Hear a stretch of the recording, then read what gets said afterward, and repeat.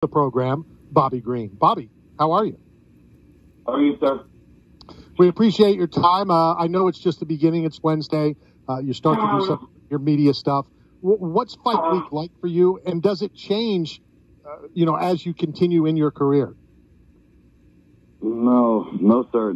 It's just a rinse and repeat. We're just getting ready for we have certain things we're working a little bit to get used to our fighter, depending upon the fighter.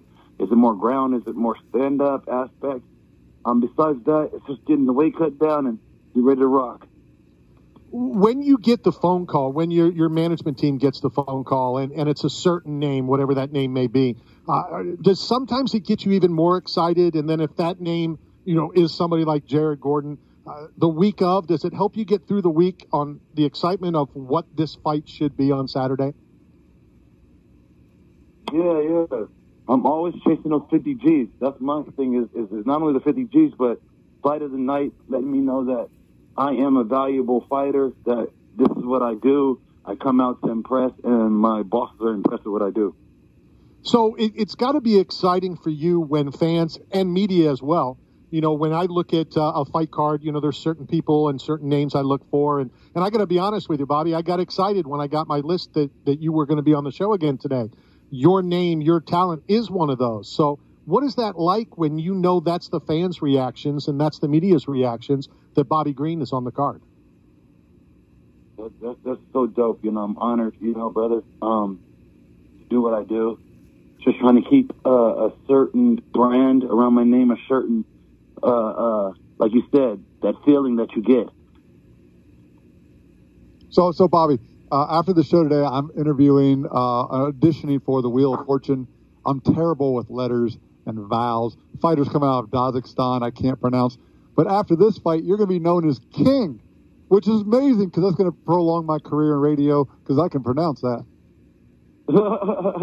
Keep it real simple, brother, real simple. But talk about the process. How did it come about? And I have a bet with David Vieira that if I lose to him in a grappling tournament... Hold on. Let me just interrupt for a second. When he loses, not if he loses. If I lose to David Vieira, the world champion, Brazilian Jiu-Jitsu master, that I will legally change my name. And that's the bet on the radio show. That's what I've agreed to. It's translation from Nigeria, from our co-host Caleb Bentnott, who says it translates to brave warrior. It does not. Which is Jahari, no. Ferrari, or whatever it was called. No, it breaks down to, I believe it's brave loser. Brave loser, but in Nigerian it's like Jahari. So anyway, how does it go about? How do you legally change your name? Like, what's the process? So let me walk you through it, I guess. Then first you're gonna have to go to the courthouse that you live in. And you're going to go down the courthouse. You're going to pay them about $500. And they're going to give you the paperwork. You finish the paperwork and blah, blah, blah, blah. Then from there, you're going to have to go to your local newspaper and put that in for 4 weeks that your name is being changed to Bahari or whatever you said it was. So they'll be there for 4 weeks. And then after that, you have to come back to court again. And then that's when they'll make the process happen. The only difference is you're going to keep that name. I'm sure that Matt, after the 2-year period is up, they'll change it back. As long as I can buy a vowel on the Wheel of Fortune, I should be able to keep the name. Bobby, you've been in the sport for You've been in the sport for a long time. How has it changed? Like from the beginning of your career to, a couple years ago to now? How has it changed? I just got a little more wiser on terms of what fans want to see, trying to make sure that the package is complete and that it's something more entertaining than the fight before. Besides that, the money just got bigger, and that's about it. We talked a couple minutes ago, or you brought up about the 50 Gs, and the difference between, obviously, most fans know, performance of the night and fight of the night. Fight of the night, you need somebody come, and dance with you and bring that to you. You can have the performance, but if he's not going to do his, side, then obviously fight of the night is different. How do you bring that out of an opponent? You have to be someone special, brother. You got to be someone special. I usually, sometimes I've gotten to fights, I'm like, man, these guys are going to be hard to be a good dance partner. But you got to be able to bring it out of them, you know? You got to bring it out of them, too.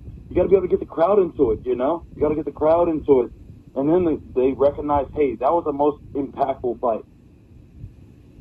What's the craziest, as you're trying to get the crowd into it, what's the craziest, funniest, strangest thing that's maybe ever happened either to you or while you were in, you know, a fist fight, a professional fist fight?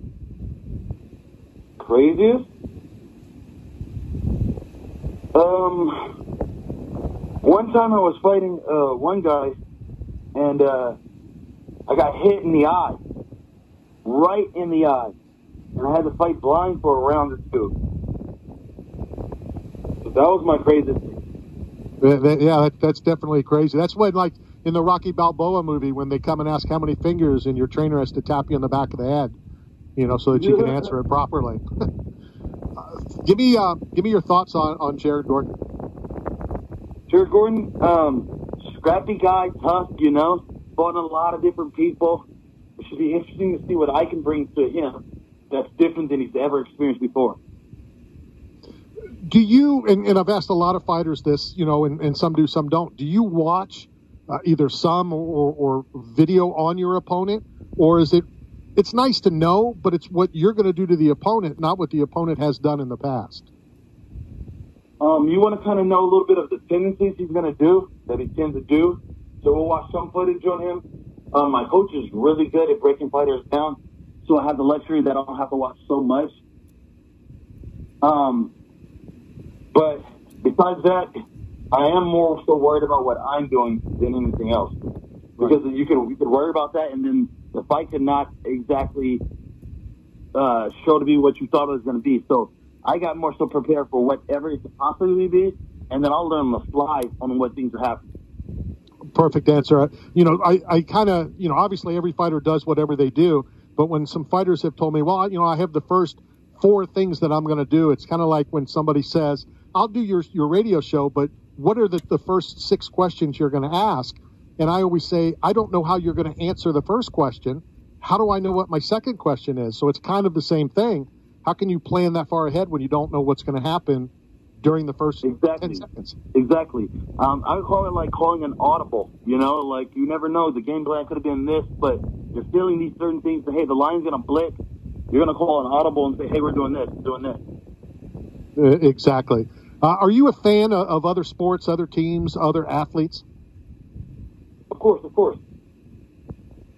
Give me a couple names. A team or a name? Either one. Just, you know, whatever you like to watch. Is there a favorite sport? And I'm asking for a reason, and I'll tell you why in a second. I'm a Terrence Crawford, a big fan of him. I think he's the best in boxing right now.